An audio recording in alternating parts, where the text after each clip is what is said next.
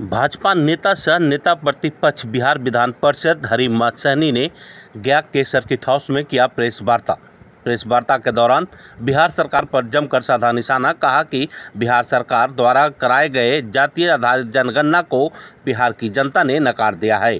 उन्होंने कहा कि हम केवट जाति से आते हैं। केवट जाति बहुत से उपजाति हैं जिसे गणना के समय अलग अलग कर दिया गया है, जबकि सभी जाति उपजाति एक है। बिहार की महागठबंधन की सरकार द्वारा राजनीतिक लाभ उठाने के लिए आनन फानन में लिस्ट को जारी कर दिया गया है। बिहार की जनता ईवीएम का बटन दबाकर सभी राजनेताओं का वध कर देगी।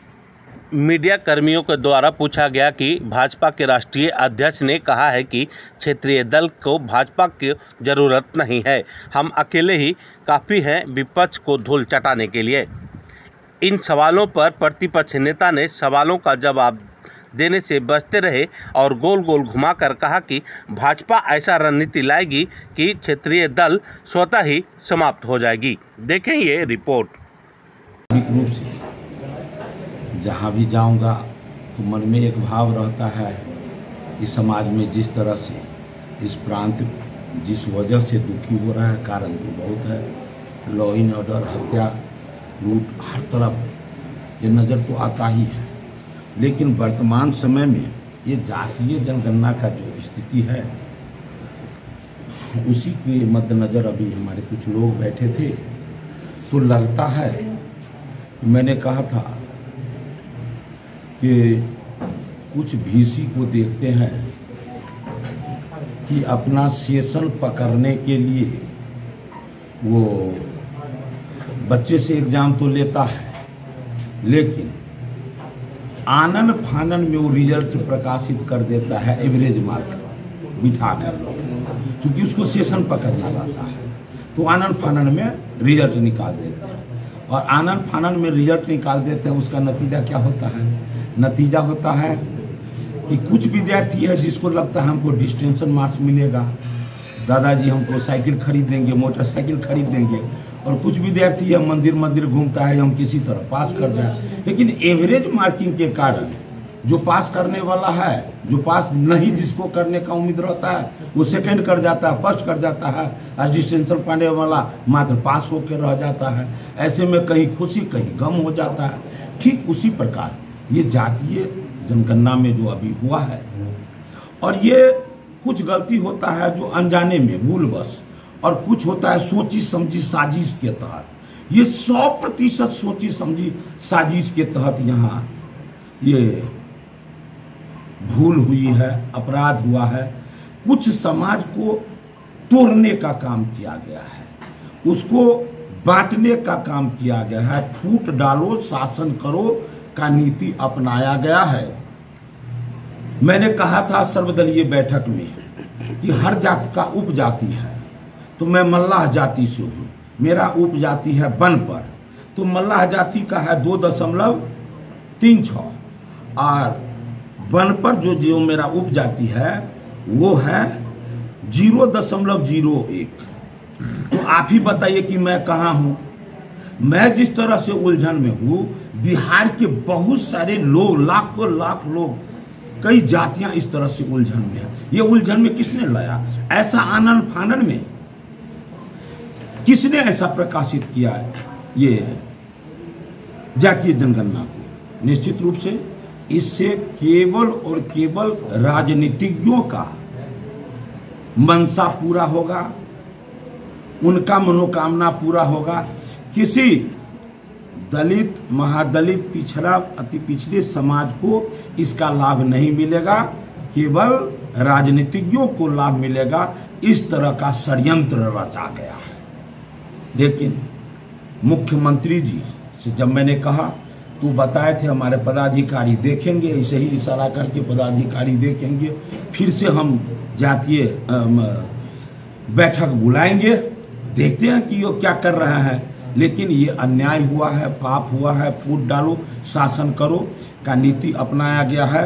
इससे प्रांत की जनता बहुत दुखी है और इसका इसका खामियाजा मुख्यमंत्री जी को भुगतना पड़ेगा। क्या मांग करना चाहेंगे कि इसको मांग करना चाहते हैं कि जिस समाज को लग रहा है कि भाई पारदर्शिता का अभाव है, आपने घटा दिया किन्हीं को बढ़ा दिया, तो न्याय हो। और हम लोग को 17 जाति में बांट दिया गया है। जब 6 को 1 कर सकते हैं, 10 को 1 कर सकते हैं, तो मलाह का उपजाति 17 है, तो आप 17 को 1 क्यों नहीं कर सकते हैं? जबकि ये समाज में सबसे अधिक गिरा दबा कुचला समाज है। मछली मारता है, मछली बेचता है, चाहे छोला हो भटोरा हो, रोड पर जीवन यापन वो करता है अपना कुछ बेच करके। तो इस समाज को भी इस तरह से तोड़ने का साजिश मुख्यमंत्री जी को नहीं होना चाहिए। मांग करता हूं कि फिर से आप न्याय करें और इस समाज को एक करने का प्रयास करें। जिनका भी, मांझी जी भी बोले हैं, चिराग भाई भी बोले हैं, सभी लोग बोले हैं। तो बस यही मांग करते हैं कि आप कहे हैं कि फिर से हम लोग बैठक करेंगे। बैठक कीजिए, सुधार कीजिए, यानन फानन में घोषणा करने की आवश्यकता नहीं की। सनी जी, जैसा कि आपने कहा कि ये राजनीतिक लाभ भी है, तो राजनीतिक लाभ तो आपको भी मिलेगा।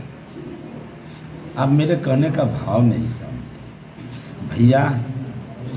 गाड़ी जो चलाएंगे ड्राइवर तो अपने ख्याल से वो जगह पर रोकेंगे, तो मुख्यमंत्री जी अभी अपने ढंग से न चल रहे हैं। देखिए, देश में 2 नीति होगा। भगवान श्री राम को जब वनगमन को जाना पड़ा था, तो उस समय में उनके राज्य के सभी जनता चाह रहे थे कि ये वनवास नहीं जाए, लेकिन भगवान अपने जनता के दर्द को भुलाते हुए और नीति को ख्याल रखे। नीति यही कहता है कि पिताजी हमें आदेश दिए हैं, तो पिताजी के वचन को रखने के लिए हमको वनगमन को जाना होगा, और वो गए। तो भगवान उस समय में नीति और जनमानस का ख्याल, 2 में से 1 को चुने ना। लेकिन हमारे मुख्यमंत्री जी हैं, न तो जनमानस का ख्याल रखते हैं और न नीति का ख्याल रखते हैं। बस एक नीति है कि हम कैसे कुर्सी पर बने रहे, इसीलिए लोगों को दर्द होता है। सर, राष्ट्रीय बोले हैं हमको, जो भी क्षेत्रीय दल हैं उनको आवश्यकता नहीं है, हम अकेले काफ़ी हैं। इस पर क्या कहेंगे आप? नहीं, ऐसा नहीं कहेंगे अकेले काफ़ी है। वो बोले हैं कि स्वतः समाप्त हो, तो वो नहीं कहे कि हम समाप्त कर देंगे, वो ये नहीं कहे कि हम समाप्त कर देंगे। उनके कहने का भाव है कि हम गांव का बेटा है। गांव में देखिए पहले कच्ची सड़क, और जब कच्ची सड़क है सब गाड़ी उसी पर चलती है, लेकिन उसी बगल में यदि बढ़िया VIP सड़क बन जाए, तो आप उस साइड का जितने दुकानदार है लाख कहे कि भैया आप इसी पर होकर चलिए, तो चलेगा क्या? जो VIP सड़क बना है सब उसी पर चलेगा। भारतीय जनता पार्टी का नेतृत्व इतना बेहतर नेतृत्व प्रदान होगा, धीरे धीरे जिस तरह से देख रहे हैं देश में लोग वन साइडेड हो रहे हैं, अपने आप सभी क्षेत्रीय पार्टी समाप्त होने का संभावना रहेगा। लोग ऐसा मन बना लेंगे, उन्हें कहे कि हम समाप्त कर देंगे। यह हम लोग को सोच लेना कि भारतीय जनता पार्टी समाप्त कर देगी, ऐसा उनका भाव नहीं। मतलब इसका यही मतलब निकलता है कि धीरे धीरे हम सब क्षेत्रीय को खत्म कर ही देंगे। कर नहीं देंगे, अरे ऐसा मत कहिए, हम कर देंगे। क्या कर देंगे? जनता के आवश्यकता के अनुसार आवश्यकता को पूर्ति कर देंगे, ये कर देंगे।